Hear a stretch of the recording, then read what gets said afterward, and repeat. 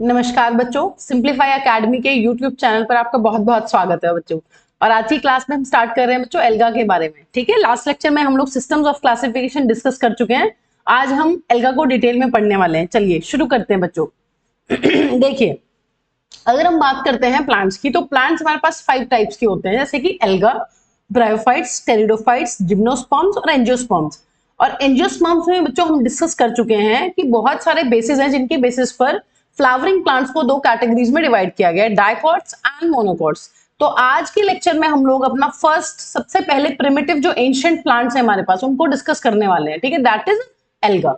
ठीक है, चलिए शुरू करते हैं। देखिए बच्चों, जो अपने एल्गा के मेंबर्स होते हैं, प्लांट्स होते हैं, उनकी क्या क्या कैरेक्टरिस्टिक फीचर्स हैं। देखिए, पहली इंपॉर्टेंट चीज है कि दे आर क्लोरोफिल कंटेनिंग, है ना। प्लांट्स हैं तो क्लोरोफिल तो रहेगा ही रहेगा।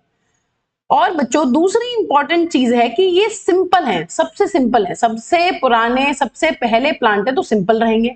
जो इनकी बॉडी रहती है बच्चों वो रहती है थैलॉइड बॉडी। अभी मैं डिस्कस कर रही हूँ क्या मतलब होता है, थैलॉइड होते हैं ये।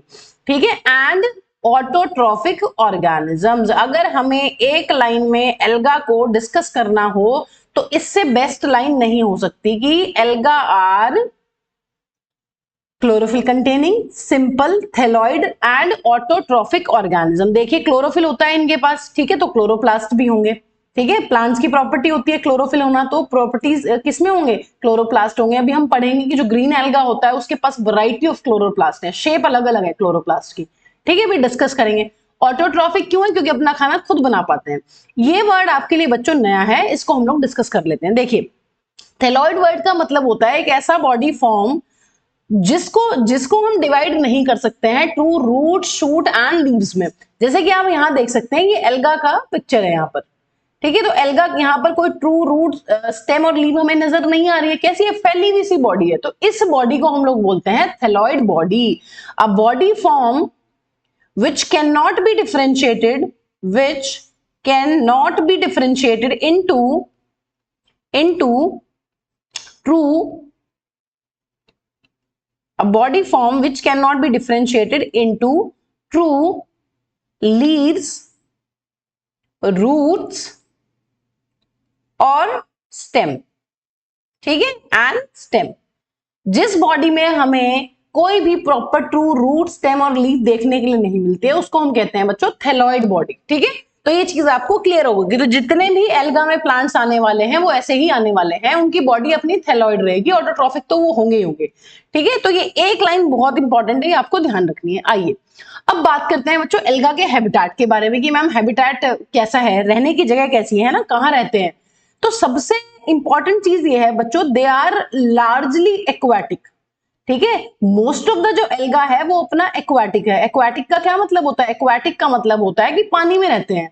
और पानी में भी कौन से टाइप के पानी में रहते हैं बच्चों, पानी में भी वो हमें दोनों टाइप के पानी में मिल सकते हैं, या तो फ्रेश वाटर में जहां पर सॉल्ट की कॉन्सेंट्रेशन बहुत कम रहती है, या फिर बच्चों आपके मरीन वाटर में भी एल्गा हमें देखने के लिए मिलते हैं। भाई हम बहुत सारे एग्जाम्पल्स पढ़ने वाले हैं। ठीक है, तो पहली इंपॉर्टेंट चीज ये है कि मोस्ट ऑफ द जो एल्गा रहते हैं अपने कैसे रहते हैं, वो रहते हैं एक्वाटिक, पानी में मिलेंगे। यहाँ देख सकते हैं आप, देखिए बड़ी बड़ी एल्गा है, ये पानी के ऊपर ग्रो कर रही है। ठीक है, पानी के अंदर ग्रो कर रही है।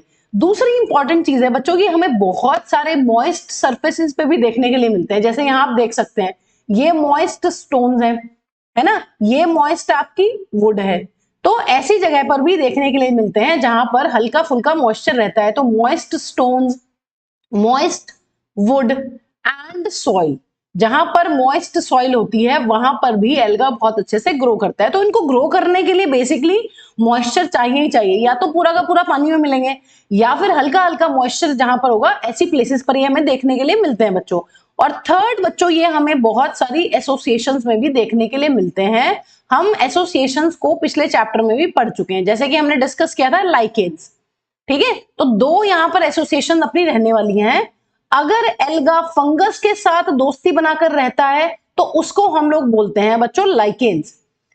कई बार जो एल्गा होता है बच्चों वो एनिमल्स के साथ भी रिलेशनशिप में रहता है। एनिमल्स जैसे कि आप यहाँ पे देख सकते हैं, एक एनिमल है यहाँ पर स्लॉथ बेयर। ठीक है, स्लॉथ बेयर के ऊपर आप फोटो में देख सकते हैं, पिक्चर में देख सकते हैं कि पूरा का पूरा स्लॉथ बेयर के ऊपर ये देखिए एल्गा जमा हुआ है। यहाँ पर ये क्या है, पूरा पूरा का पूरा एल्गा की वजह से कलर कैसा हो गया है, ये हल्का सा व्हाइटिश ब्राउनिश कलर का होता है। बट यहाँ पर आप देख सकते हैं कि एल्गा की वजह से पूरा का पूरा कैसा हो गया, ग्रीनिश नजर आ रहा है। ठीक है, क्यों करता है ऐसा? ये ऐसा इसलिए करता है ताकि ये प्रेडेटर से बच पाए। कैमोफ्लेजिंग एक चीज पढ़ेंगे कि जब कोई ऑर्गेनिज्म अपना रंग रूप बिल्कुल एनवायरमेंट के जैसा कर ले अपने आप को प्रोटेक्ट करने के लिए, ठीक है, उसको कैमोफ्लेज बोलते हैं। तो ये इसलिए ऐसा करता है। ठीक है, तो हमें यहाँ पर क्या ध्यान रखना है बच्चों, यहाँ पर हमें एक इंपॉर्टेंट चीज ये ध्यान रखनी है कि मैक्सिमम या मोस्टली जो एल्गा होता है वो हमें वाटर के अंदर मिलता है, वो एक्वाटिक होते हैं।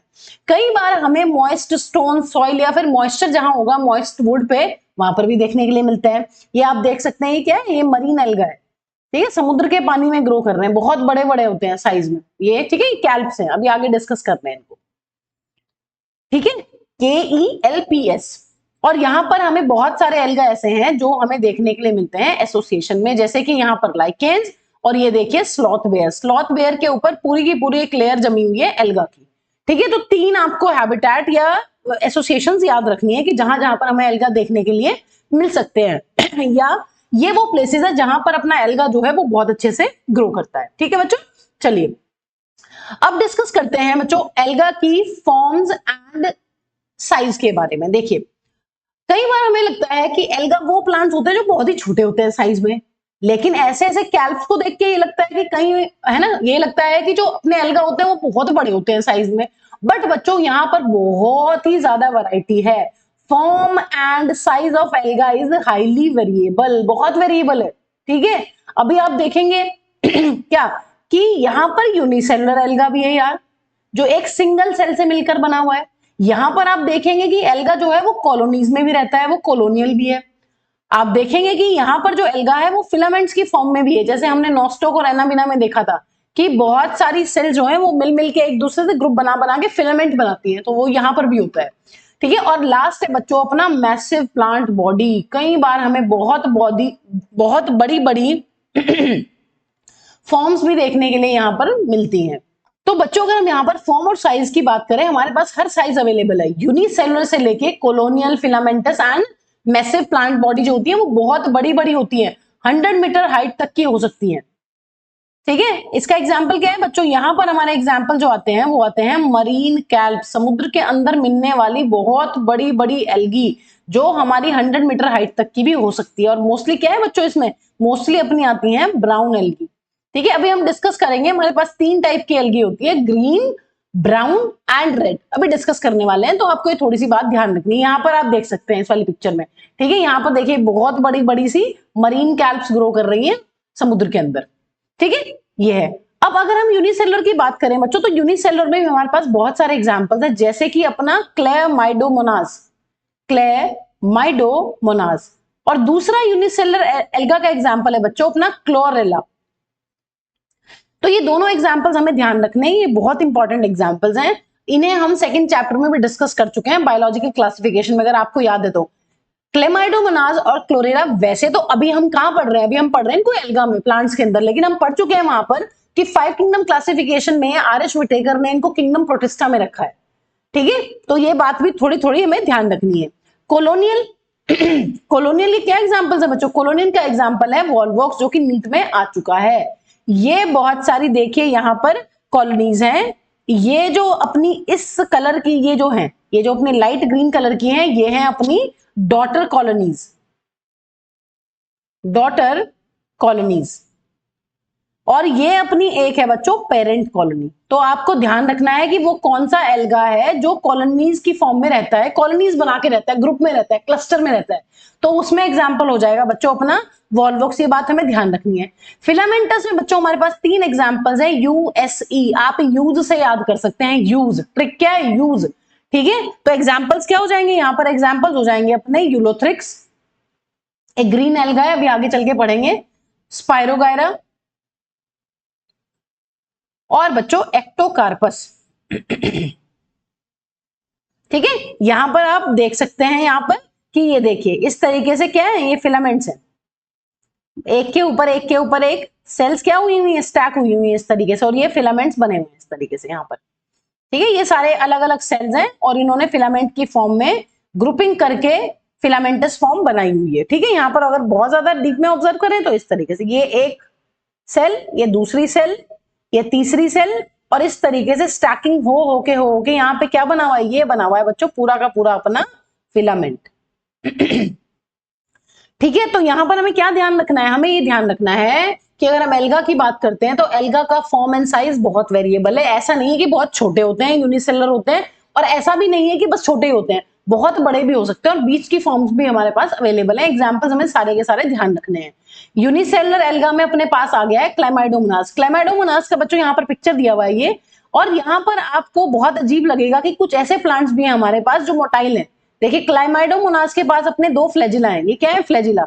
तो फ्लैजिला की वजह से कोई भी ऑर्गेनिज्म क्या बन जाता है बच्चों, मोटाइल। तो यहाँ पर हमारे पास कुछ प्लांट्स मोटाइल भी होते हैं, बट ऐसे एक्सेप्शंस हम जनरली नहीं पढ़ते हैं।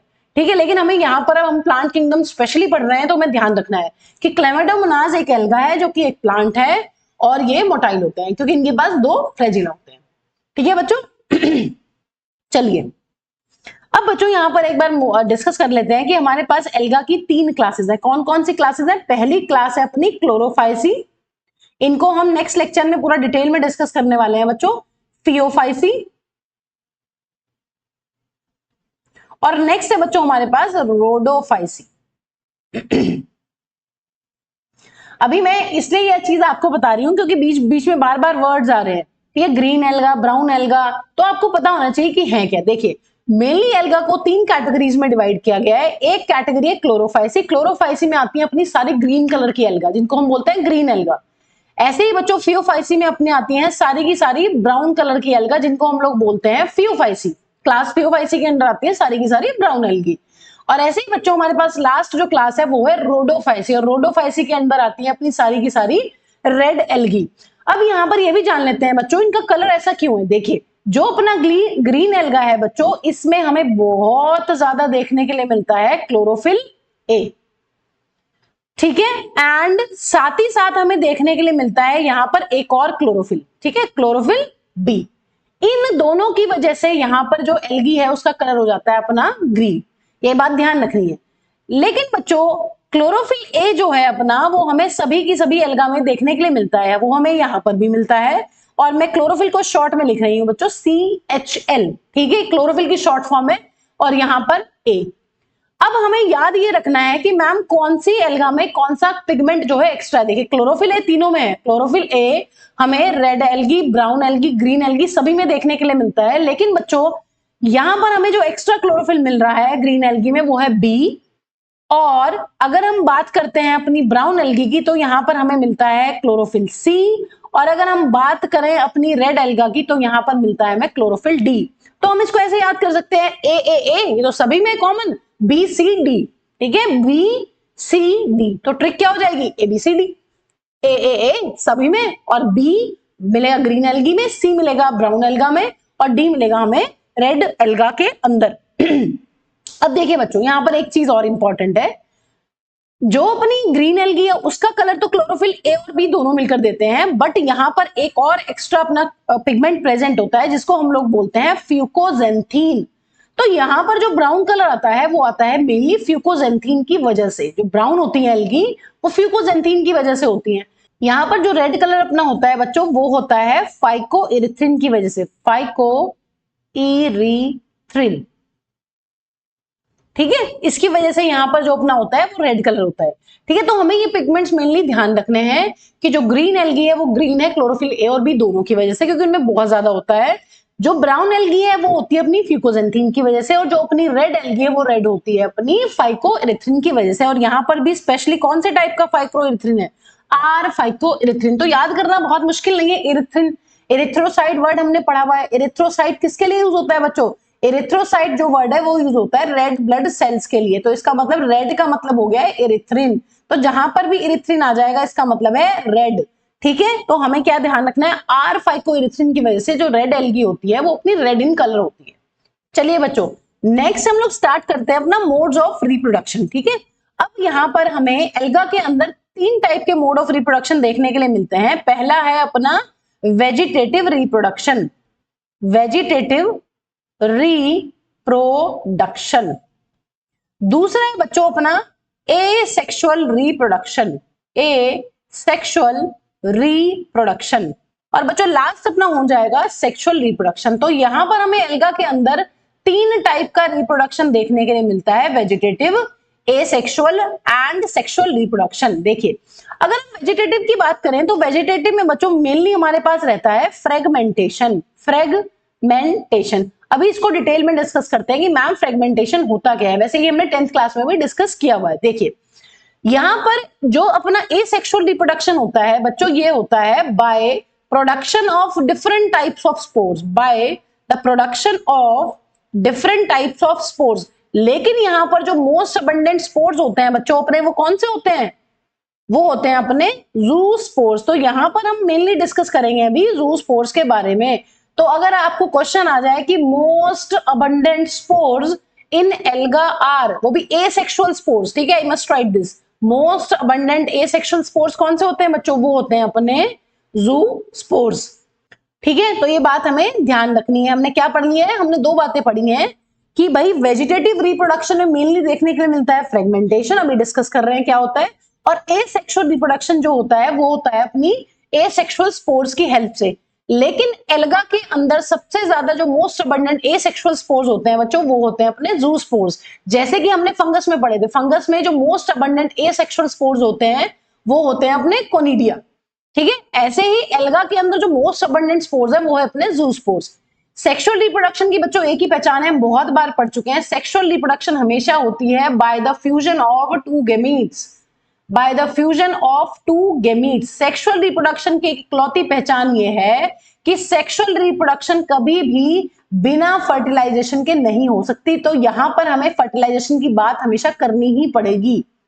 ठीक है, डन। तो ये बातें हमें ध्यान रखनी है। चलिए अब हम फ्रेगमेंटेशन और जू स्पोर्स किस तरीके से बनते हैं ऑर्गेनिज्म के अंदर और सेक्सुअल रिप्रोडक्शन होती कैसे है उनको डिटेल में थोड़ा सा डिस्कस कर लेते हैं। चलिए देखिए, फ्रेगमेंटेशन में ये होता है बच्चों, मान लीजिए कोई फिलामेंटस एल्गी है अपनी, ठीक है, मान लीजिए स्पायरोगायरा है ना। स्पायरोगायरा की हमने 2-3 बातें 10th क्लास में भी पढ़ी हुई है कि स्पायरोगायरा जो होता है अपना वो एक फिलामेंटस ऑर्गेनिज्म होता है। और अभी मैंने आपको पीछे भी इसको एग्जांपल में लिखवा दिया, यूलोथ्रिक्स, स्पायरोगायरा एंड एक्टोकार्पस, जो ये 3 एग्जांपल्स हैं फिलामेंटस एल्गी के एग्जांपल्स हैं। यहां पर अगर हम स्पेशली स्पायरोगायरा की बात करें तो ये एक फिलामेंटस ऑर्गेनिज्म है और इसका जो क्लोरोप्लास्ट होता है वो इस तरीके से रिबन शेप होता है। ये बातें हम 10th क्लास में भी डिस्कस कर चुके हैं, अगर नहीं आपको याद है तो आप यहां पर देखकर इनको समझ सकते हैं। देखिए क्या होता है, अब जब भी कोई स्पायरोगायरा बच्चों मैच्योर होता है तो ये मैच्योर होने के बाद अपने पीसेस कर लेता है ना। ये क्या करेगा, it break down into the pieces, जैसे कि ये एक पीस, ये एक पीस। अब यहां पर मान लीजिए जो अपना स्पायरोगायरा है उसके इस तरीके से 3 पीसेस हो गए हैं। स्पायरोगायरा ने मैचुरेशन के बाद अपने आप को 3 पीसेस में क्या कर लिया है, अपने आप को 3 पीसेस में ब्रेक कर लिया है आफ्टर मैचुरेशन। अब क्या होगा, अब ये जितने पीसेस बने हैं बच्चों they will mature into a new thallus. ठीक है, ये क्या करेंगे, ये यहां पर एक नया स्पायरोगायरा बना लेंगे, ये यहां पर एक नया स्पायरोगायरा बना लेंगे और इस वाले पीस से भी अपना एक नया का नया स्पायरोगायरा बन जाएगा। तो इस तरीके से हम देख सकते हैं कि कोई भी फिलामेंटस एल्गी जो है वो जो वेजिटेटिव रिप्रोडक्शन होती है वो करती है फ्रेगमेंटेशन की हेल्प से। और फ्रेगमेंटेशन में क्या होता है, फ्रेगमेंटेशन में कोई भी ऑर्गेनिज्म अपने फ्रेगमेंट्स करने के बाद उन सारे के सारे फ्रेगमेंट्स को मैच्योर कर लेता है, किसमें, नए थैलस में। तो हम यहां पर क्या लिख सकते हैं फ्रेगमेंटेशन के बारे में, फ्रेगमेंटेशन के बारे में हम लिख सकते हैं कि ईच फ्रेगमेंट, फ्रेगमेंटेशन में क्या होता है, फ्रेगमेंटेशन में होता है each fragment grows into new thallus, grows into new thallus. Thallus क्या है बच्चों, भी पढ़ चुके हैं। थैलस मैम एल्गा की प्लांट बॉडी को बोलते हैं जिसमें ट्रू रूट, स्टेम और लीफ नहीं होती। तो कोई भी फिलामेंटस ऑर्गेनिज्म अपने फ्रेगमेंट्स करेगा और फ्रेगमेंट्स करने के बाद वो सारे के सारे फ्रेगमेंट्स क्या करेंगे, एक नई एल्गी को जन्म देंगे। तो ये एल्गा आपका क्या हो गया, ये 1, ये 2। तो आप देखिए एक एल्गी ने कितने पीसेस करे हैं अपने, 3 पीसेस। तो उसके 3 ही नए क्या बन गए, 3 नए स्पायरोगायरा यहां पर बन गए। ठीक है बच्चों, तो ये बात हमें ध्यान रखनी है कि हर एक फ्रेगमेंट किसमें मैच्योर हो जाएगा, हर एक फ्रेगमेंट ग्रो हो जाएगा एक नए थैलस में। दूसरी इंपॉर्टेंट चीज है, अगर हम बात करते हैं यहाँ पर एसेक्सुअल रिप्रोडक्शन की, तो ये हम फंगस में भी पढ़ चुके हैं कि मैम हम एसेक्सुअल रिप्रोडक्शन उनको बोलते हैं जो हमारे बनते हैं माइटोसिस से।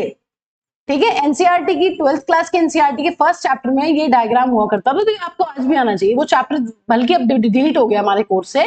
ठीक है, रिप्रोडक्शन इन ऑर्गेनिज्म वो एक जनरल सा चैप्टर था, उसमें बहुत सारे चैप्टर्स की मिक्स इंफॉर्मेशन दी हुई थी। ठीक है, तो वो डिलीट हो गया, बट ये डायग्राम हमें पता होना चाहिए, हमसे पूछ सकते हैं कि बताइए ये क्या है, क्योंकि ज़ूस्पोर्स तो हमारे कोर्स में है ना। तो ज़ूस्पोर्स इन क्लैमाइडोमोनास दिखा रखा है यहाँ पर। और क्लैमाइडोमोनास क्या होता है, वो अपना होता है यूनिसेलुलर ग्रीन एल्गा।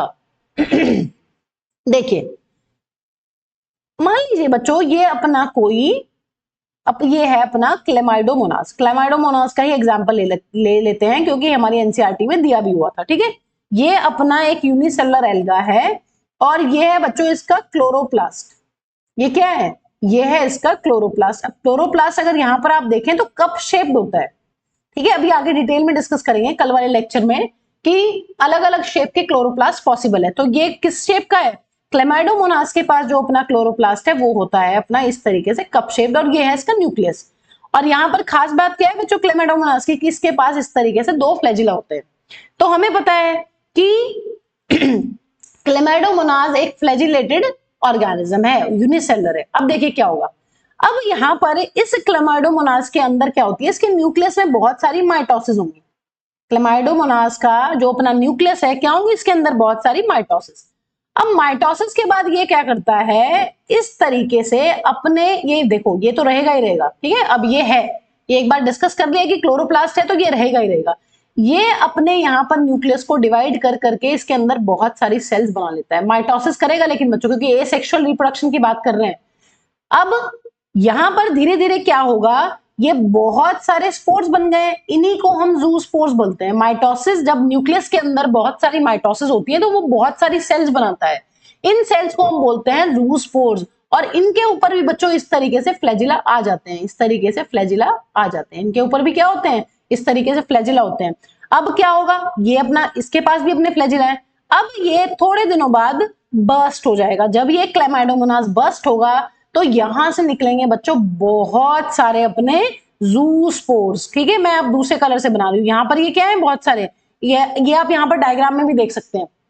ठीक है, क्या होगा यहाँ पर बहुत सारे ज़ूस्पोर्स हैं, और ये ज़ूस्पोर्स के फ्लैजिला है। अब ये देखने में क्लेमाइडोमोनास जैसे ही लग रहे हैं बच्चों, ज़ूस्पोर्स, बट ये ज़ूस्पोर्स है।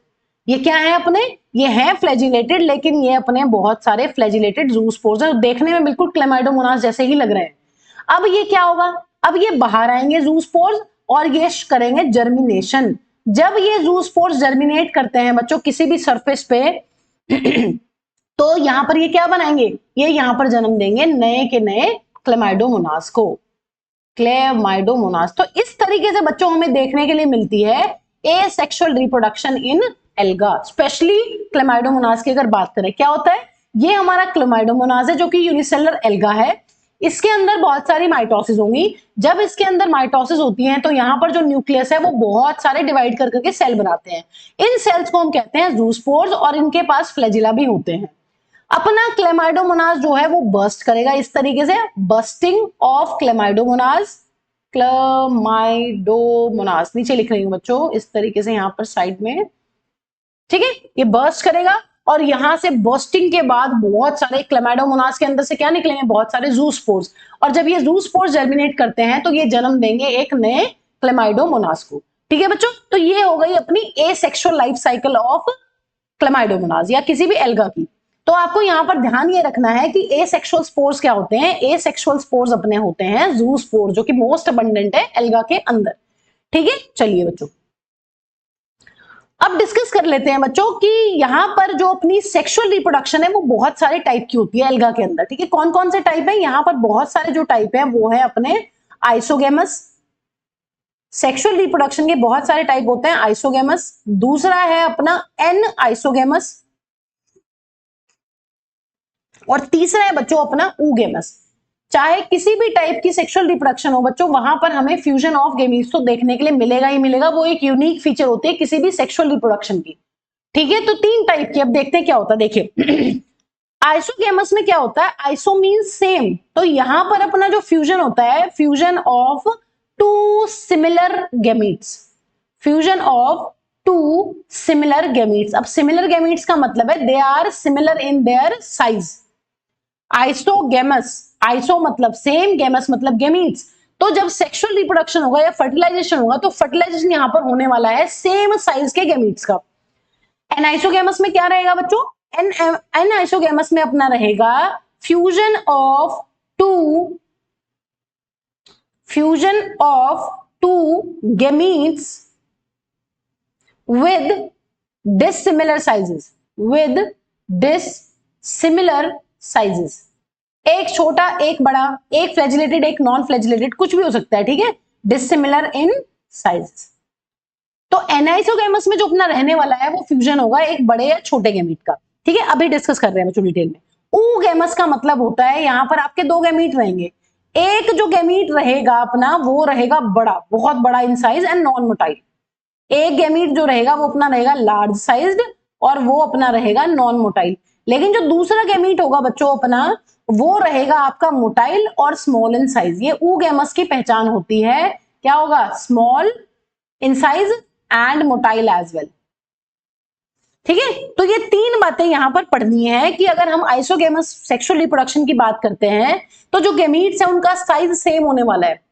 अब ये सेम साइज के जो गैमीट्स है बच्चों ये अपने फ्लैजिलेटेड भी हो सकते हैं, दोनों के ऊपर फ्लैजिला लगाओ, या फिर ये अपने दोनों नॉन फ्लैजिलेटेड भी हो सकते हैं।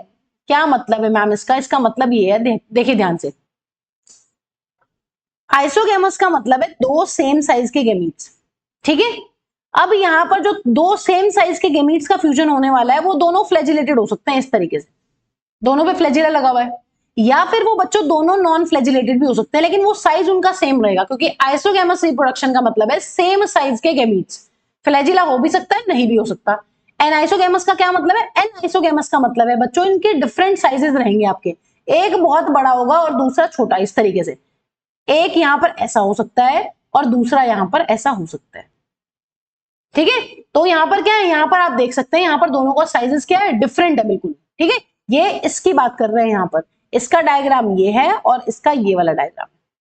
ऊगैमस क्या होता है बच्चों? ऊगैमस में ये होता है कि एक तो बहुत बड़ा रहेगा अपना साइज का और ये नॉन मोटाइल रहेगा, एक अपना रहेगा गैमीट मोटाइल और छोटा इन साइज, ये है अपना ऊगैमस टाइप, ठीक है। यहां पर क्या रहेगा, ऊगैमस में एक गैमीट बहुत बड़ा होता है, नॉन मोटाइल होता है, इसके पास कोई फ्लैजिला नहीं, आप देख सकते हो, लेकिन एक छोटा होता है और उसके पास अपने फ्लैजिला भी होते हैं, तो यह है ऊगैमस टाइप। बच्चों यहां पर जो सबसे इंपॉर्टेंट चीज है जो हमें ध्यान रखनी है वो है अपने एग्जाम्पल्स। हमें एग्जाम्पल्स बहुत ही ध्यान से अच्छे से नोट करके इनको लर्न करें। देखिए यहाँ पर एक ट्रिक है, अगर आप ऊगैमस अगर आप सेक्सुअल रिप्रोडक्शन के टाइप्स को सीक्वेंस में रखते हो, आइसोगैमस, एनाइसोगैमस एंड ऊगैमस, तो यहां पर आपकी ट्रिक हो जाएगी यूज, मैं इसका यहां पर लिख देती हूं FV, यूज फेवरेट। ट्रिक क्या है? ट्रिक इस सीक्वेंस में आपकी चलेगी यूज फेवरेट। हम कैसी चीजों को यूज करते हैं? हम यूज करते हैं सारी की सारी अपनी फेवरेट चीजों को, तो वही यहां पर है ट्रिक आपकी, use favourite, USE favourite, FV, use favourite, ठीक है। जिस ऑर्गेनिज्म के अंदर फ्लैजिलेटेड गैमीट्स होते हैं और वो आइसोगैमस सेक्सुअल रिप्रोडक्शन करता है, उसका एग्जांपल आपका हो जाएगा यूलोथ्रिक्स, यूलोथ्रिक्स। एक ऐसा ऑर्गेनिज्म जिसके अंदर नॉन फ्लैजिलेटेड गैमीट्स हैं और आइसोगैमस सेक्सुअल रिप्रोडक्शन करता है वो है अपना स्पाइरोगायरा। एक ऐसा ऑर्गेनिज्म जो एनाइसोगैमस रिप्रोडक्शन शो करता है उसका एग्जांपल है अपना इडोरिना, यूडोरिना, ये भी एक ग्रीन एल्गा है बच्चों, EUDORINA, यूडोरिना, ठीक है।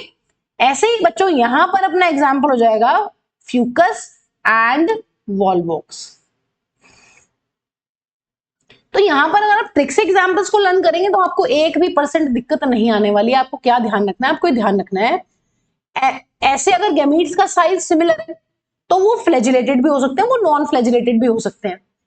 दूसरा केस क्या हो सकता है कि गैमीट्स का साइज जो है वो डिफरेंट हो सकता है, दोनों में फ्लैजिला हो सकते हैं, नहीं भी हो सकते हैं, ठीक है, कुछ भी पॉसिबिलिटी है। तो यहां पर अपना क्या हो जाएगा, एनाइसोगैमस, साइजेस अलग होने चाहिए, बस साइजेस क्या होने चाहिए, अलग होने चाहिए।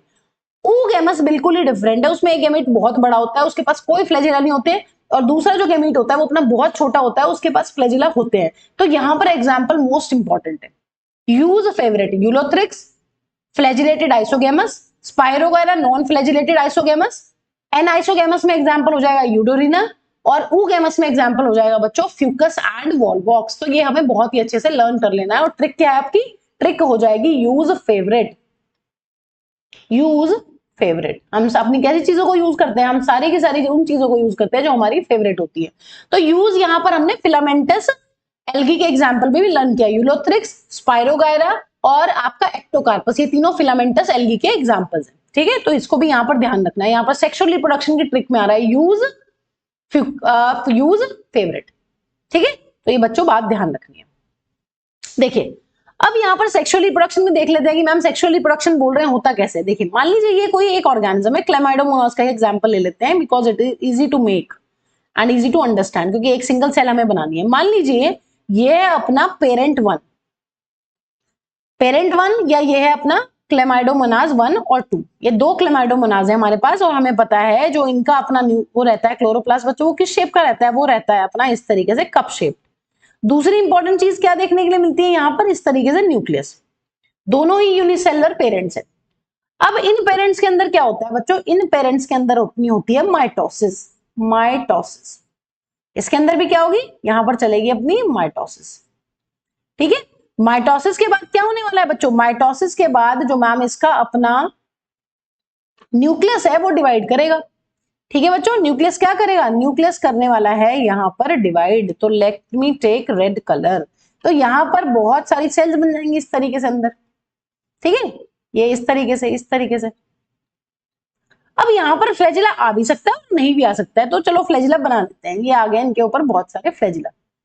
अब क्या होगा बच्चों, अब यहाँ पर जब बहुत सारे माइटोसिस के बाद ये अंदर स्ट्रक्चर्स बन जाने वाले हैं, यहाँ पर क्या होगा थोड़ी देर बाद, यहाँ पर कुछ टाइम के बाद क्या होगा, बर्स्ट हो जाएंगे। ये जो क्लेमाइडोमोनास है बर्स्ट कर जाते हैं इस तरीके से।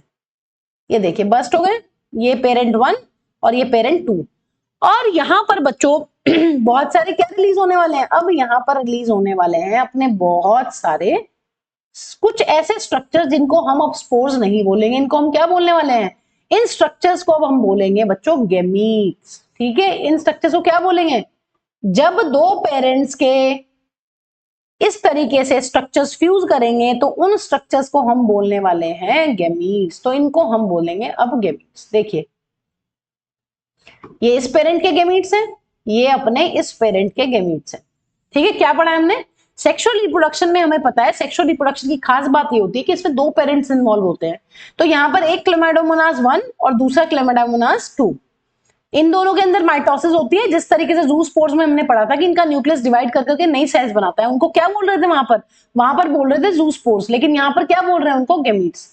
तो बच्चों इस तरीके से पहले वाले क्लेमाइडोमोनास से और जो दूसरे वाले क्लेमाइडोमोनास के गेमीट्स हैं ये इस तरीके से अपने फ्यूज हो जाने वाले हैं।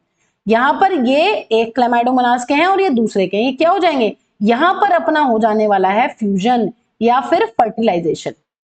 ठीक है, अगर एक पेरेंट और दूसरे पेरेंट के गेमीट्स जो है वो आपस में फ्यूज करते हैं, वो क्या बनाते हैं, वो बनाएंगे यहाँ पर फ्यूजन के बाद एक स्ट्रक्चर जिसको हम लोग बोलते हैं जाइगोट। क्योंकि अपना हमें पता है क्लेमाइडोमोनास का जो न्यूक्लियस होता है वो हैप्लॉइड है। तो यहाँ पर जितने भी स्ट्रक्चर्स बन रहे हैं, ज़ूस्पोर्स भी क्या है बच्चों, अपने ज़ूस्पोर्स भी अपने हैप्लॉइड है। देखो ज़ूस्पोर्स के बारे में एक इंपॉर्टेंट चीज अभी लिख लेते हैं, कभी हम बाद में भूल जाए इसको। जो अपने ज़ूस्पोर्स रहते हैं ये कैसे रहते हैं बच्चों, ये मोटाइल है ना। क्यों मोटाइल है, क्योंकि इनके पास फ्लैजिला है। ठीक है, और ये किसको जन्म देते हैं, ये जन्म देते हैं एक नए प्लांट को। जब भी जहां भी ये जर्मिनेट करेंगे ज़ूस्पोर, ये एक नया प्लांट बनाने वाले हैं। ठीक है बच्चों, ये बात ध्यान रखनी है। अब देखिए यहां पर क्या हो रहा है, यहां पर माइटोसिस के बाद दोनों पेरेंट्स के अंदर जो स्ट्रक्चर्स बने हैं उनको गेमीट्स बोल रहे हैं, और ये गेमीट्स दोनों फ्यूज कर जाते हैं। फ्यूज करने के बाद हमें पता है कि जब भी हैप्लॉइड स्ट्रक्चर आपस में फ्यूज करेंगे तो वो डिप्लॉइड जाइगोट को जन्म देंगे। तो यहाँ पर जितने गेमीट्स है बच्चों सब हैप्लॉइड है। यहाँ पे सारे स्ट्रक्चर्स क्या हैं, सारे के सारे स्ट्रक्चर्स यहाँ पर अपने होते हैं हैप्लॉइड। जो किसी भी एल्गा की जो मेन प्लांट बॉडी होती है बच्चों वो हैप्लॉइड होती है। ठीक है, अभी जब हम इसकी लाइफ साइकिल को डिस्कस करेंगे तो वहां पर डिस्कस करेंगे, बट अभी के लिए आप याद रख सकते हो कि किसी भी एल्गा की जो लाइफ साइकिल में जो डोमिनेंट फेज होता है जिसको हम गेमेटोफाइट कहते हैं वो हमेशा हैप्लॉइड होता है। तो यहाँ पर अपना क्या बन गया है, यहाँ पर अपना बन गया है एक डिप्लॉइड स्ट्रक्चर, और डिप्लॉइड स्ट्रक्चर का क्या नाम है, जाइगोट। अब हमें पता है कि सेक्सुअल रिप्रोडक्शन की खास बात ये होती है कि मैम यहाँ पर बहुत सारी मियोसिस होके कुछ बनने वाला है। तो यहाँ पर जाइगोट के अंदर मियोसिस होगी और अपने बनेंगे बहुत सारे बच्चों इस तरीके से स्पोर्स। क्या बनेंगे, यहाँ पर बन जाएंगे इस जाइगोट में डिवीजन होने के बाद बहुत सारे स्पोर्स। देखो इसके न्यूक्लियस में डिवीजन होंगे, मियोसिस होगी। हमें पता है एक मियोसिस के बाद कितनी सेल्स बनती हैं, 4 जनरली। ठीक है, तो यहाँ पर मान लीजिए मियोसिस हुई है और इस तरीके से बहुत सारे क्या बन गए हैं, ये बन गए हैं इसके अंदर बहुत सारे कौन से स्पोर्स, यहां पर बन गए हैं बहुत सारे सेक्सुअल स्पोर्स। देखो सेक्सुअल स्पोर्स को बनाने के लिए सबसे इंपॉर्टेंट चीज क्या पढ़ी थी हमने, फंगस में भी पढ़ी थी, एसेक्सुअल स्पोर्स अपने बनते हैं हमेशा माइटोसिस से, जूस्पोर्स में पढ़ा हमने, वहां पे कोई मियोसिस नहीं हुई है। लेकिन बच्चों जो अपने सेक्सुअल स्पोर्स होते हैं वो हमेशा बनते हैं हमारे मियोसिस से। तो आप यहां देख सकते हो, यहां पर पहले फर्टिलाइजेशन ऑफ गेमीट्स हुआ है, जाइगोट बना है डिप्लॉइड, और उस डिप्लॉइड जाइगोट के अंदर मियोसिस होने के बाद बने अपने सेक्सुअल स्पोर्स। अब क्या होगा बच्चों, ये सारे के सारे जो हेप्लॉइड सेक्सुअल स्पोर्स हैं अपने, ये जर्मिनेट करेंगे और ये जन्म देंगे नए क्लेमाइडोमोनास को। ठीक है, ये क्या देंगे, ये बर्स्ट करेगा, यहां से पहले बर्स्ट करेगा ये वाला स्ट्रक्चर, जाइगोस्पोरेंजियम बोलते हैं शायद इसको। ठीक है, जाइगोस्पोरेंजियम जो है वो बर्स्ट करेगा, बहुत सारे स्पोर्स रिलीज करेगा, और क्या हो जाएगा बच्चों, यहां पर अपने बन जाएंगे बहुत सारे क्लेमाइडोमोनास। तो एक बार और इसको सम अप कर लेते हैं सेक्सुअल साइकिल को। सेक्सुअल साइकिल की खास बात है, यहां पर 2 पेरेंट्स इन्वॉल्व है, पहली इंपॉर्टेंट चीज 2 पेरेंट्स आर इन्वॉल्व अगर क्लेमाइडोमोनास की बात करें। और दूसरी इंपॉर्टेंट चीज है बच्चों, यहां पर गेमीट का फ्यूजन होता है, आप देख सकते हैं 2 पेरेंट्स में अलग अलग गेमीट्स बने हैं, माइटोसिस के बाद ये फ्यूज हुए, फ्यूज होने के बाद बना है अपना जाइगोट। सबसे इंपॉर्टेंट फीचर क्या हो गया, यहां पर 2 पेरेंट्स, गेमीट्स का बनना, गेमीट्स का फ्यूज होना जिसको हम फर्टिलाइजेशन बोल रहे हैं, और उसके अंदर मियोसिस होना, और मियोसिस होने के बाद जो सेक्सुअल स्पोर्स बने उनका जर्मिनेट होकर दोबारा से बना देना पेरेंट क्लेमाइडोमोनास, ठीक है, या डॉटर क्लेमाइडोमोनास, ठीक है, जो भी है, और फिर जर्मिनेट कर करके नया क्लेमाइडोमोनास बन जाने वाला है। ठीक है बच्चों, तो सेक्सुअल साइकिल और ये सेक्सुअल साइकिल में बहुत डिफरेंसेस होते हैं। सेक्सुअल साइकिल में 2 पेरेंट्स इन्वॉल्व है, गेमीट्स बनते हैं, गेमीट्स का फ्यूजन होता है, जाइगोट बनता है, और जाइगोट बनने के बाद उसमें मियोसिस होती है, और मियोसिस होने के बाद जो स्पोर्स बनेंगे उनको हम सेक्सुअल स्पोर्स कहेंगे, वो जर्मिनेट होने के बाद नई सेल्स को जन्म देंगे। ठीक है बच्चों, तो ये बात हमें ध्यान रखनी, ये है पूरी की पूरी आपकी सेक्सुअल साइकिल इन एल्गा। ठीक है बच्चों, तो चलिए, ठीक है। अब बच्चों यहां पर दिया हुआ है कि मैम आइसोगेमस और एनाइसोगेमस, देखिए जब हम बात कर रहे हैं गेमीट्स की, है ना, हम गेमीट्स अभी हमने पढ़ा कि पेरेंट्स के अंदर 2 अलग अलग पेरेंट्स के अंदर गेमीट्स बनते हैं। तो बच्चों अगर वो बनते हैं फ्लैजिलेटेड गेमीट्स सेम साइज के, मान लीजिए ये फ्लैजिलेटेड गेमीट्स है और बिल्कुल सेम साइज के गेमीट्स बना रहे हैं दोनों पेरेंट्स, जब इनका फ्यूजन होगा तो इसको हम कहेंगे isogamous reproduction, isogamous flagellated reproduction. ठीक है, फ्लैजिलेटेड है दोनों गेमीट्स अपने, कैसे फ्लैजिलेटेड है, और आइसोगेमस बोलेंगे इसको। लेकिन अगर ऐसा केस हो कि 2 गेमीट्स हैं बिल्कुल सेम साइज के लेकिन ये फ्लैजिलेटेड नहीं है, तो इसको क्या बोलेंगे, तो ये हो जाएगा अपना आइसोगेमस नॉन फ्लैजिलेटेड। गेमीट्स कैसे हैं, गेमीट्स हैं अपने नॉन फ्लैजिलेटेड, एग्जांपल्स हम पढ़ चुके हैं। ये हमें कहां देखने के लिए मिलेगा, ये हमें देखने के लिए मिलेगा यूरोथ्रिक्स में, ये स्पायरोगायरा में, ठीक है। और यूडोरिना में क्या देखने के लिए मिलेगा बच्चों, यूडोरिना में मैम होता है एन आइसोगेमस। तो इसका क्या मतलब है, अब आप बेटर समझ सकते हैं कि मैम इसका जो एक पेरेंट है वो बना रहा है इस टाइप का गेमीट बड़े साइज का, और जो दूसरा पेरेंट है मैम वो बना रहा है छोटे टाइप का गेमीट। इसको क्या बोल देंगे, इसको हम लोग बोल देंगे एन आइसोगेमस।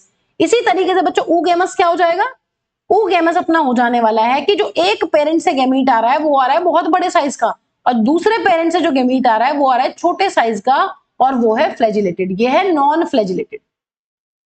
ठीक है, तो ये बातें हमें ध्यान रखनी है कि जो गेमीट्स का फ्यूजन है उसके बेसिस के ऊपर है कि गेमीट्स कैसे हैं, गेमीट्स अपने फ्लैजिलेटेड है, नॉन फ्लैजिलेटेड है, या फिर बड़े और छोटे हैं साइज में, और उनकी मोटिलिटी में भी फर्क है, मतलब फ्लैजिला हो भी सकता है नहीं भी हो सकता है ऊगेमस में। ठीक है, यहां पर क्या होगा, एनाइसोगेमस में साइज का फर्क है, या तो दोनों फ्लैजिलेटेड होंगे या फिर दोनों नॉन फ्लैजिलेटेड होंगे, ये और ये बहुत डिफरेंस है इन दोनों। ठीक है बच्चों, तो ये बातें हमें ध्यान रखनी है। चलिए देखिए, अब बात कर लेते हैं इकोनॉमिक इंपॉर्टेंस ऑफ एल्गा की। बच्चों इकोनॉमिक इंपॉर्टेंस का मतलब है क्या क्या फायदे हैं एक एल्गा के। देखिए सबसे इंपॉर्टेंट चीज ये है बच्चों, यहां पर almost 50% of total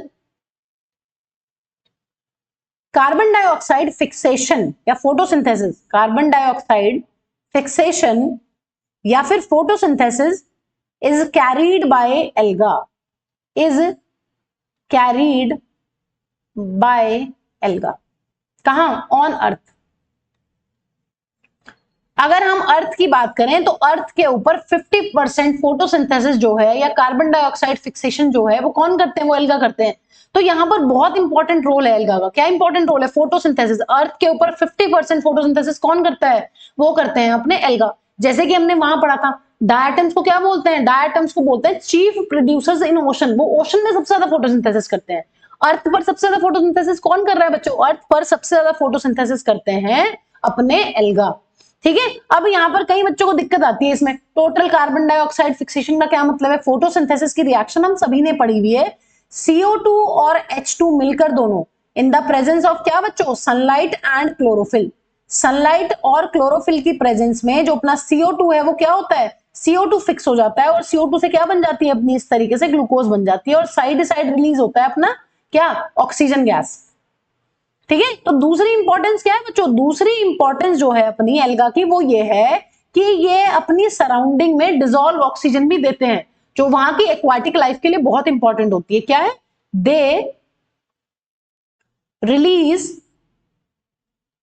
dissolved oxygen in their immediate environment. In their immediate environment. ठीक है। तो जहां पर आपको एल्गी देखने के लिए मिलेगी, क्या करते हैं? ये अपने एनवायरमेंट में फोटोसिंथेसिस करते हैं और वहां पर उस एनवायरमेंट को रिच बनाते हैं डिसॉल्व्ड ऑक्सीजन में।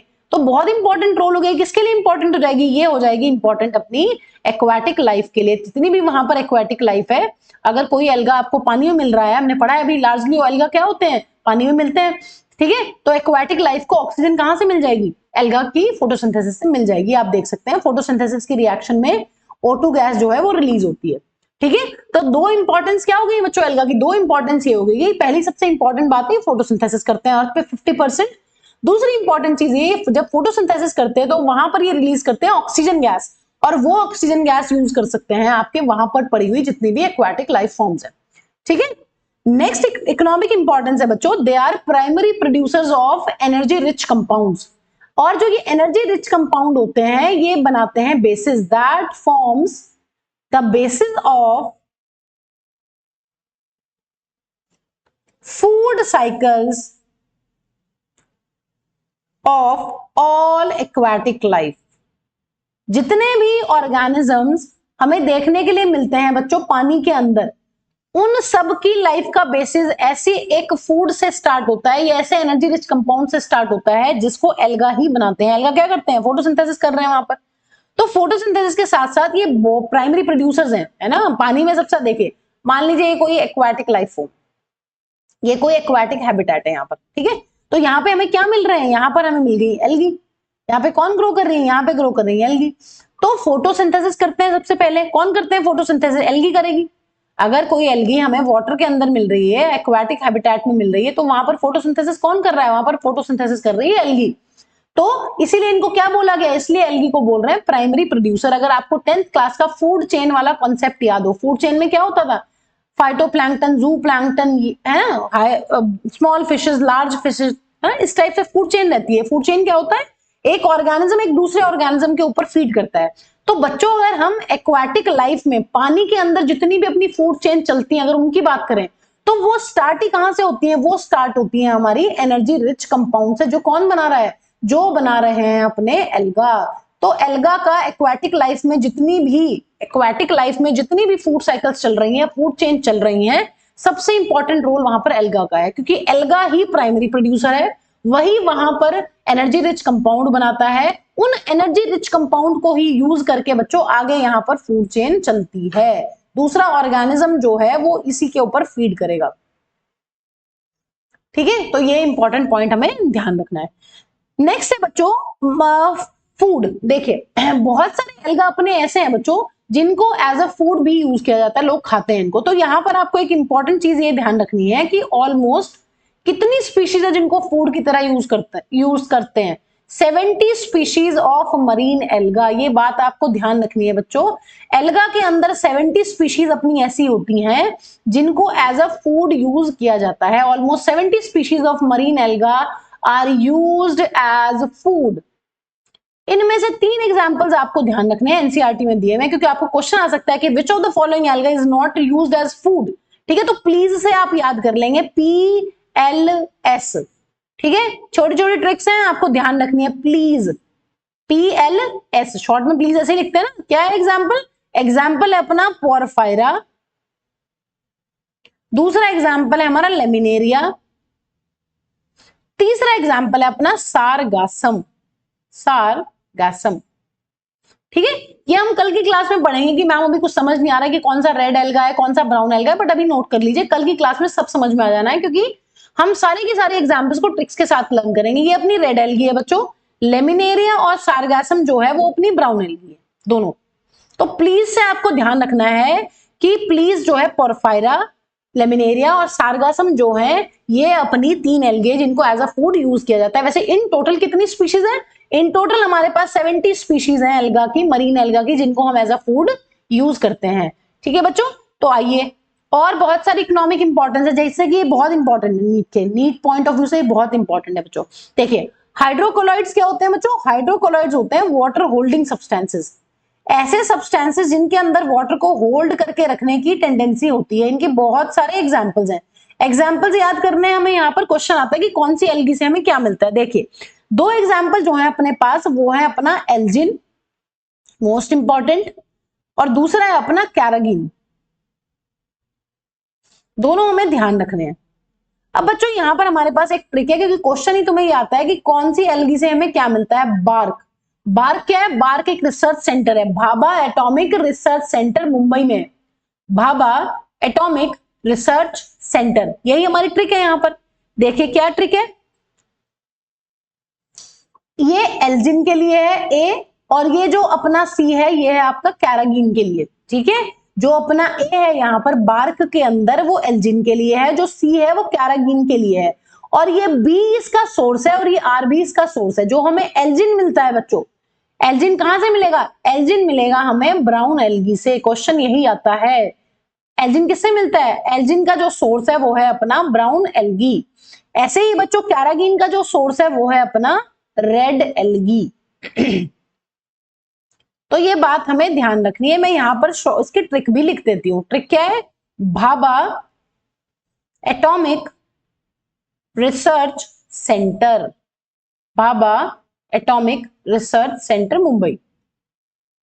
ठीक है, तो ये ट्रिक है अपनी। ठीक है, तो आपको ध्यान रखना है कि 2 हाइड्रोकोलॉइड्स जो हैं वो हमें देखने के लिए मिलते हैं, एल्जिन और कैरागिन, और जो इनका सोर्स है वो है अपना brown algae and red algae respectively. ठीक है बच्चों, ये ध्यान रखना है। भाभा एटॉमिक रिसर्च सेंटर बहुत इंपॉर्टेंट है। कई बार यहाँ पे आपको फैमिलीज के नाम भी आ जाते हैं, हम पढ़ चुके हैं। ब्राउन एल्गी का क्या नाम है? फियोफाइसी, और रेड एल्गी का क्या नाम है? क्लास का क्या नाम है? रोडोफाइसी। तो कई बार उससे भी क्वेश्चन पूछा हुआ है, ठीक है, फैमिली के नाम पर, तो क्लास के नाम पर, सॉरी। तो ये बात आपको ध्यान रखनी है। एक तीसरा एग्जाम्पल जो है बच्चों वो यहाँ पर है अगार। ठीक है, अगार किससे मिलता है? अगार हमें मिलता है रेड एल्गी से। ये सारे के सारे एग्जांपल्स बच्चों इतने इंपॉर्टेंट है, नीट में बहुत ज्यादा रिपीट होते हैं, तो ये आपको ध्यान रखने ही रखने हैं। ठीक है, यहां पर जो अगार मिलता है वो मिलता है हमें रेड एल्गी से। ये बात हमें ध्यान रखनी है। 2 रेड एल्गी के एग्जाम्पल्स हमें यहाँ पर याद करने हैं। कौन कौन से एग्जाम्पल है? एक एग्जाम्पल है अपना ग्रेसिलेरिया डबल एल, और एक है अपना जेलिडियम। ठीक है, जेलिडियम एंड ग्रेसिलेरिया। ठीक है, ग्रेसिलेरिया में I think single L will be there. Okay, you people can check your this spelling, Gracilaria and Gelidium. ठीक है, तो हमने क्या पढ़ लिया बच्चों? हमने ये पढ़ लिया कि 3 हाइड्रोकोलाइड्स हमें पढ़ने हैं, algin, carrageenan and agar. Agar का एक बहुत इंपॉर्टेंट रोल ये है बच्चों, it is used to grow microbes. It is used to grow microbes. जब लैब में माइक्रोब्स को ग्रो किया जाता है तो वहां पर अगार की प्लेट्स बनाई जाती है। यहाँ पर आप देख सकते हैं कि ये कोई अगार प्लेट है। यहाँ पर क्या करते हैं, अगार एक सेमी सॉलिड सा सब्सटेंस होता है, उसको इस तरीके से यहाँ पर प्लेट पर सॉलिडिफाई करते हैं मेल्ट करने के बाद। ठीक है, एक पूरा प्रोसीजर होता है बच्चों अगार को बनाने का, और उसके ऊपर इस तरीके से स्ट्रिकिंग करी जाती है बैक्टीरियल कल्चर की। और ये अगर आप इंक्यूबेट कर दोगे इस कल्चर को स्ट्रिकिंग के बाद, तो आप यहाँ पर देख सकते हैं कि इस तरीके से बैक्टीरिया आपके ग्रो हो गए हैं 24 आवर्स के बाद। ठीक है, तो पहली इंपॉर्टेंट चीज क्या है? अगार की पहली इंपॉर्टेंट चीज है they are used to grow microbes and used in the preparation of jams and jellies. Used in the preparation of jellies and ice creams ठीक है, ये बात भी हमें ध्यान रखनी है। तो ये बहुत इंपॉर्टेंट स्लाइड है जो हम लोग डिस्कस कर रहे हैं बच्चों। यहाँ पर हाइड्रोकोलाइड्स आपको याद रखना ही रखना है, इट इज वेरी इंपॉर्टेंट। ठीक है, नेक्स्ट लास्ट इंपॉर्टेंट यूज ये है बच्चों, यहाँ पर फूड सप्लीमेंट की तरह भी एल्गा को यूज करते हैं। जैसे कि एक हमारे पास बहुत इंपॉर्टेंट एल्गा का एग्जांपल है क्लोरेला। क्लोरेला जो है बच्चों, ये हमारा एक यूनिसेलुलर एल्गा है और इसको जो स्पेस ट्रैवलर्स हैं वो as a food supplement use करते हैं क्योंकि it is rich in proteins. Chlorella एक यूनिसेलुलर एल्गा है, it is rich in proteins, so it is used by space travelers as a food supplement. It is used as a food supplement by space travelers. ठीक है, तो ये important चीज बच्चों हमें ध्यान रखनी है। तो एक बार आइए दोबारा से पूरा का पूरा इकोनॉमिक इंपॉर्टेंस को कंक्लूड कर लेते हैं। क्या क्या पढ़ा इकोनॉमिक इंपॉर्टेंस में? इकोनॉमिक इंपॉर्टेंस में हमने जो इंपॉर्टेंट बातें पढ़ी है वो ये है कि जो अपना 50% फोटोसिंथेसिस है अर्थ के ऊपर वो कौन कर रहे हैं? वो कर रहे हैं अपने एल्गा, तो इंपॉर्टेंट रोल है। दूसरा, जहां पर भी एल्गा होते हैं फोटोसिंथेसिस करते हैं, इसलिए ये अपने सराउंडिंग्स में, अपने एनवायरनमेंट में ऑक्सीजन बहुत ज्यादा रिलीज करते हैं, तो एक्वाटिक लाइफ के लिए बहुत इंपॉर्टेंट है। तीसरी इंपॉर्टेंट चीज है बच्चों कि जितनी भी एक्वाटिक लाइफ साइकिल्स होती हैं, फूड चेन्स होती हैं, वो स्टार्ट ही कहां से होती हैं? वो स्टार्ट ही होती हैं उन एनर्जी रिच कंपाउंड से जिनको एल्गा बनाते हैं। क्योंकि एल्गा क्या है? एल्गा एक्वाटिक बॉडी के अंदर या पानी वाली किसी भी बॉडी के अंदर, वाटर बॉडी के अंदर, ये प्राइमरी प्रोड्यूसर्स होते हैं हमेशा फूड चेन्स के अंदर। तीसरी इंपॉर्टेंट चीज क्या है? एल्गा को एज अ फूड सोर्स भी यूज करते हैं। 3 एग्जांपल ध्यान रखने हैं, पोरफायरा, लेमिनेरिया एंड सार्गासम। ओके बच्चों, नेक्स्ट जो इंपॉर्टेंस है बच्चों वो है बहुत इंपॉर्टेंट, जो है हाइड्रोकोलॉइड्स। 3 हाइड्रोकोलॉइड्स हमें पढ़ने हैं, एल्जिन और कैरागिन। एल्जिन हमें मिलता है ब्राउन एल्गी से और कैरागिन हमें मिलता है रेड एल्गी से। बार किसकी हो जाएगी? ट्रिक। ऐसे ही एक इंपॉर्टेंट कंपाउंड है, कमर्शियल कंपाउंड है हमारे पास, कमर्शियल प्रोडक्ट है अगार। अगार किससे मिलता है? अगार हमें मिलता है बच्चों रेड एल्गी से। 2 एग्जांपल्स याद कर रहे हैं, ग्रेसिलेरिया एंड जेलिडियम जीजी। ग्रेसिलेरिया एंड जेलिडियम जीजी किस काम आता है? अगार। अगार काम आता है लेबोरेटरी में माइक्रोब्स को ग्रो करने के लिए, और जेलीज और जैम्स में और आइसक्रीम्स वगैरह में भी इसको यूज किया जाता है। ये बातें हमें ध्यान रखनी है बच्चों, दिस इज वेरी इंपॉर्टेंट। ठीक है, और लास्ट इंपॉर्टेंस ये है बच्चों की इसे एज एल्गा को एज अ फूड सप्लीमेंट भी यूज करते हैं। जैसे कि क्लोरेला, क्लोरेला को कौन यूज कर रहा है? क्लोरेला को यूज करते हैं स्पेस ट्रैवलर्स। क्यों? क्योंकि इसमें बहुत ज्यादा प्रोटीन होता है। अब आप बहुत सारा बोरा उठा के तो नहीं ले जाएंगे गेहूं का स्पेस में। ओके, तो आप क्या करते हैं, जो बहुत हल्के लाइट फूड प्रोडक्ट्स होते हैं उनको लेके जाते हैं। तो क्लोरेला जो है वो एक बहुत ही इंपॉर्टेंट ऑप्शन है, यहाँ पर बहुत ही गुड ऑप्शन है स्पेस ट्रैवलर्स के पास। ठीक है, okay, with this we have finished बच्चों एल्गा। अब कल की क्लास में भी हम एल्गा को ही डिस्कस करेंगे। एल्गा की जो क्लासेस हैं अपनी, क्लोरोफाइसी, फियोफाइसी, रोडोफाइसी, उनको पूरा का पूरा डिटेल में वहां पर डिस्कस करने वाले हैं। ठीक है बच्चों, तो सी यू देन